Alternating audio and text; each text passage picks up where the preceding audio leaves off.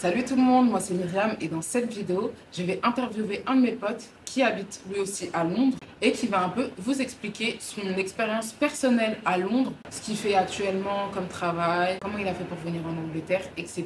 Et donc ça va sûrement vous aider à vous fixer si vous voulez venir ou non vivre à Londres. Donc je vous laisse regarder cette vidéo. C'est parti!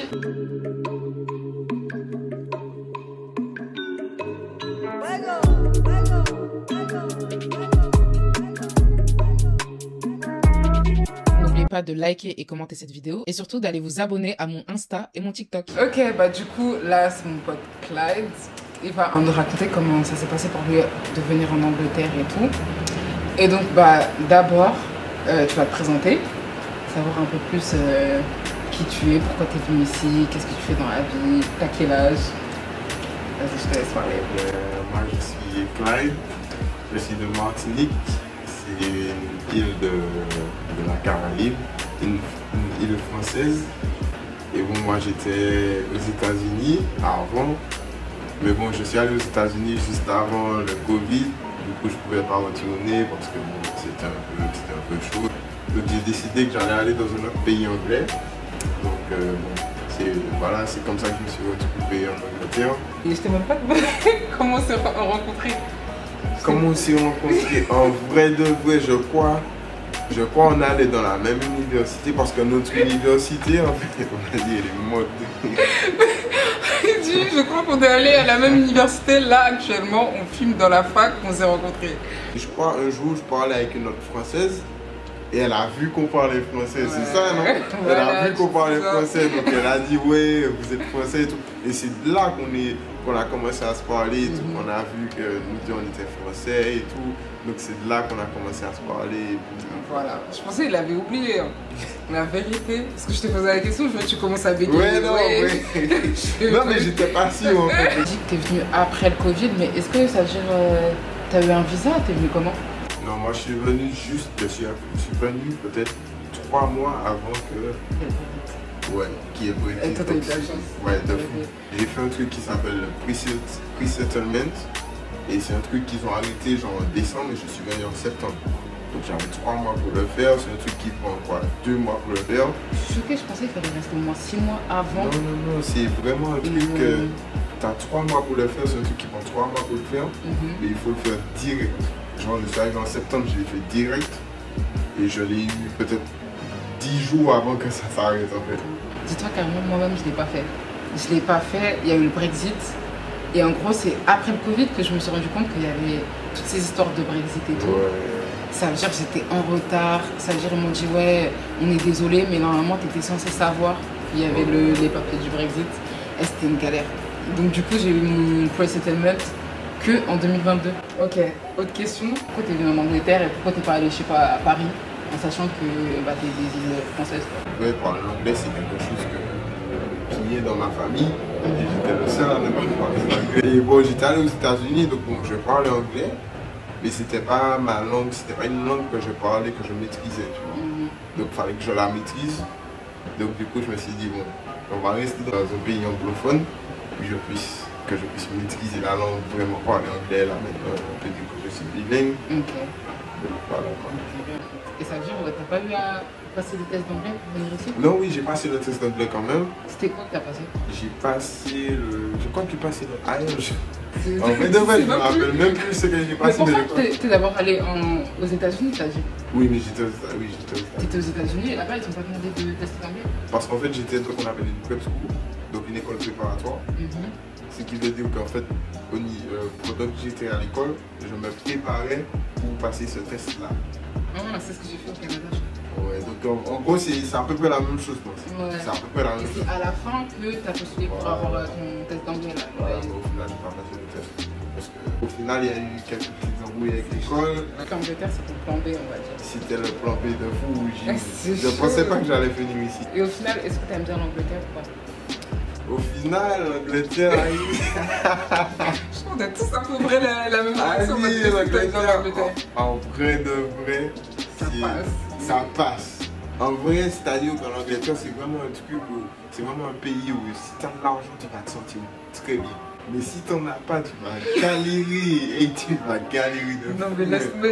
Bah là, tu viens de donner un point que t'aimes pas à Londres. Donne-en un deuxième. Un truc que t'aimes pas. Le deuxième, c'est. Par exemple, moi, je suis un gars. J'aime beaucoup avoir ma voiture, me déplacer avec mes propres moyens. C'est vrai qu'ici, il y a les transports de partout. Donc, t'as pas besoin de voiture. T'as pas besoin en fait. Mais moi, je suis un gars qui aime ça. Et ici, oh putain, si t'as une voiture, c'est hyper cher. Genre, t'as l'assurance. L'assurance est chère de fou. Après, t'as des taxes. Les taxes sont chères. Tout est cher, c'est Tout est cher en vrai, en fait. Il faut payer pour. T'as des amendes. Tu peux des amendes de ça, le parking, amende directe. J'ai eu la voiture pendant 2 mois, j'ai eu peut-être 5 ou 6 amendes. En même pas 2 mois, j'ai eu 5 ou 6 amendes. Et quand j'ai vendu ma voiture, j'ai eu d'autres amendes qui arrivaient. J'ai eu peut-être 10 amendes en même pas 2 mois. C'est-à-dire que il faut faire attention, il faut connaître vraiment les règles et tout, faut tout connaître. Ça, carrément, il fallait que tu me dises avant que je vienne avec ma voiture, parce que dès la deuxième soirée où je suis venue ici, ils m'ont soulevé ma voiture. Ils m'ont prise. Mais là, j'ai un pote qui vient à l'université ici.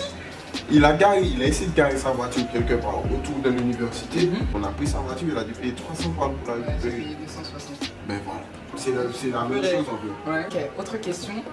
Est-ce que tu comptes rester à Londres sur le long terme ou pas? En fait, non, je pense pas. Genre, après les études, tu penses aller où peut-être? Non, en fait, après les études, là pour le moment, j'ai 2 options. Donc, c'est soit je retourne aux États-Unis, ou soit je vais à Manchester. Ce qui est toujours en Angleterre, mais c'est dans le nord où il y a moins. Oui, je suis allé là-bas parce que j'ai des anciens coéquipiers qui jouent là-bas maintenant, ils jouent professionnels là-bas. Ouais, donc ils m'ont dit que ouais, il y a moins de restrictions et tout. Donc ce serait plus facile de venir là-bas et de s'installer là-bas. J'aimerais trop aller là-bas juste pour voir comment c'est. Non, mais c'est bien, j'ai l'impression, Londres, tout le monde pense à Londres. Mais Manchester, ça a l'air bien, mais ça a l'air petit. Genre. Il y a pas grand-chose à faire. Manchester, c'est pas mal. C'est vrai que quand j'y suis allé la première fois, avec mes potes, je leur disais, bon, il y a quoi à faire. Je suis resté peut-être 4 jours. Je leur disais, il y a quoi à faire. Ils ne me donnaient pas grand-chose à faire. C'est vrai qu'ils ne me donnaient pas grand-chose à faire. Mais en tout cas, c'est une belle ville. Et c'est déjà moins sûr que c'est déjà un bon point parce que Londres, c'est trop. C'est beaucoup trop. Surtout étant étudiant. Ouais, non, c'est carré. Si tu devais donner un conseil à une personne qui compte venir à Londres dans pas longtemps, ça serait quoi? Genre en mode qu'il soit préparé, à part le fait que ça soit cher, genre il doit s'attendre à quoi que toi t'aurais préféré qu'on prévienne avant en fait. Alors c'est-à-dire que ce serait bien savoir de quoi tu mets les pieds en fait. Parce que moi en fait j'ai mes 2 sœurs qui ont étudié ici. Donc en quelque sorte, j'avais quand même un aperçu de ce que ça allait être. Donc il y a beaucoup de choses qu'elles m'ont averti à l'avance. Elles m'ont dit, c'est pas facile ici, il faut que tu trouves un travail tout de suite, que tu aies une entrée d'argent parce que si tu as des parents ailleurs qui vivent par exemple en France et tout, l'argent qu'ils vont t'envoyer, s'ils sont pas riches, c'est pas suffisant. S'ils sont pas riches, pas 400 balles. Ouais, ce sera pas assez. Ce sera pas assez. C'est-à-dire qu'il faut que tu trouves un travail de suite. Que même si tes parents t'envoient une certaine somme d'argent, il faut que tu trouves un travail pour supporter parce que ce sera pas assez et tout. Mais sinon, genre au niveau de la culture, tu t'aimes bien en vrai ici? Au niveau de la culture, moi ce que j'aime, c'est-à-dire que moi je viens des Antilles. Et des Antilles, nous on a une mentalité, on voyage pas beaucoup, tu vois. Mais quand je suis venu ici, j'ai vu des trucs que par exemple au travail, je travaille avec des Asiatiques, je travaille avec des Africains, avec des Américains, je travaille avec des gens de partout. Donc j'ai pu voir les différentes mentalités. Tu vois, j'ai pu voir les différentes mentalités. Ça m'a ouvert les yeux sur le monde. Avant, par exemple, je disais un truc, les Chinois, c'est les Asiatiques. Tu vois, je mettais tout le monde dans un même groupe. Mais alors qu'ici maintenant, quand on dit Asian people, c'est plus genre les Indiens. Ouais, tu vois. C'est pas les Chinois. Tu vois, quand il dit Asian maintenant, c'est Pakistan, Bangla, Indien, voilà, on inclut pas les Chinois. C'est pas les Chinois, alors que quand tu es en France, tu vas dire les Asiatiques. Tu vas dire les Chinois, tu vois. Tu vois, ça t'ouvre les yeux sur certaines choses et là tu vois de quoi les gens parlent quand ils disent ci, quand ils parlent de certains propos, tu vois de quoi ils parlent, tu vois. Et j'ai l'impression même ici on fait plus attention à ce qu'on dit par rapport en France, on est en roue libre. Alors si tu dis un truc, les gens ils vont te regarder mal, ils vont même pas te regarder mal, genre ils vont t'insulter. Hein. Ça c'est pour clôturer. Et commencer dating in London. Dating. Dating girls. Oui. si c'est difficile, si c'est mort. Genre la mentalité, si elle est différente de ce que tu connais ou pas. Ah, je vais pas mentir là, c'est une question chaude. Parce qu'en vrai de vrai, moi je suis un gars, j'ai pas date beaucoup de meufs ici à Londres. C'est dur de ouf, hein. J'ai pas date beaucoup de meufs ici. Parce que bon, la France est à côté, donc tu sais. Le mec qui rentre en France pour aller draguer des meufs. De fou, je pétais par ma tête. Mais de ce que j'ai vu, il y a beaucoup de meufs qui vont essayer de, je sais pas comment dire, carré. Elles sont arrogantes. C'est ça le truc. Les meufs ici, elles sont arrogantes. Elles se sentent un peu supérieures et elles veulent que le mec il provide. Ça veut dire. C'est-à-dire que ici, oh là là, je vais vous dire un truc. Là, non, je suis allé en soirée ici. C'est-à-dire que je vais vous dire un truc. Si t'as pas d'argent, si t'as pas de pesos, de monnaie, ne va pas en soirée parce que ici, les meufs, elles attendent que tu payes tout pour elles. C'est ça. Elles attendent que tu payes genre, le premier verre. Si tu me payes pas de verre. Si tu payes pas de verre, ne me parle pas. Si tu payes pas le Uber pour rentrer chez moi, ne me parle pas. Si t'as pas de voiture, paie-moi le Uber. En fait, en vrai, il faut avoir des sous ici. Si t'as pas de sous pour check une meuf, quand tu vas arriver près de la meuf, elle va te dire, mais attends, t'as pas de sous, tu veux faire quoi avec moi? Vas-y, déplace-toi. Les meufs, elles sont grave matérialistes ici. Et c'est un truc genre qui est totalement différent en France. Nous, en vrai, on se base surtout sur le feeling. Ici, même s'il y a le feeling, c'est mort, t'as pas d'argent, ça sert à rien. Si tu veux pas, parce qu'en plus de ça, c'est petit, genre payer un verre, payer le Uber. Après, c'est genre, ouais, tu peux me payer le resto, tu peux me payer le voyage, tu peux me payer mes sapes et tout. Vraiment, elles sont grave, genre, dans l'abus. Ouais. Non, moi j'ai des potes meufs, j'ai beaucoup de potes meufs. Quand elles me racontent, elles me disent, ouais, mon next date, my last date, c'est-à-dire mon dernier date, on est au Nobu. Je sais pas si vous connaissez ce restaurant, Nobu Restaurant. C'est un restaurant, c'est-à-dire qu'elle a envie de Travis Scott. Moi je me suis dit, bon, j'aurais bien aimé voir des stars comme ça aussi, mais elle m'a dit qu'en vrai, c'est un truc habituel pour elle. En fait, c'est une généralité ici, vraiment les filles. Elles attendent que les mecs ils donnent. Si tu donnes pas, malheureusement, tu vas finir un peu seul. Sauf si, genre, il y a quand même des meufs qui sont pas matérialistes, mais c'est rare.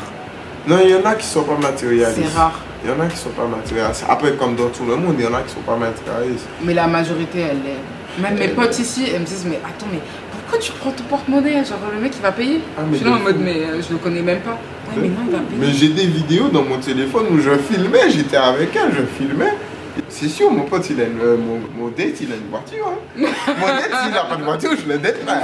Je me dis, ah merde, moi j'ai pas de voiture, donc jamais plus de date en fait. C'est ça, en fait, si t'es broke, t'auras aucune meuf. En tout cas, c'était la dernière question.